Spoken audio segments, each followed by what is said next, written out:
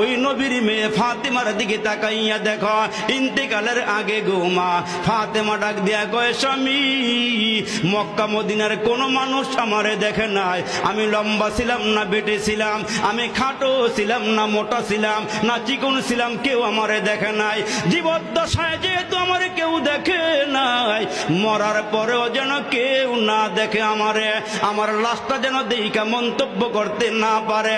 হে স্বামী, তোমার দুইটা সন্তান হাসান হোসাইন রে লইয়া আর তুমি আর দুই হাসান হোসাইনকে লইয়া আমি মারা গেলে আমার খাটিয়া ডারাইখা জানাজা পইরা তিনজনে খাটিয়াটা কাঁধে উঠাইয়া আমারে দাফন করিয়া দিও, দুনিয়ার কোনো মানুষকে আমারে দেখাইও না।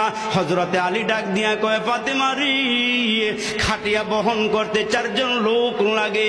কয় 4 জন লাগবে না, এ আমার স্বামী 3 জন হলেই চলবে।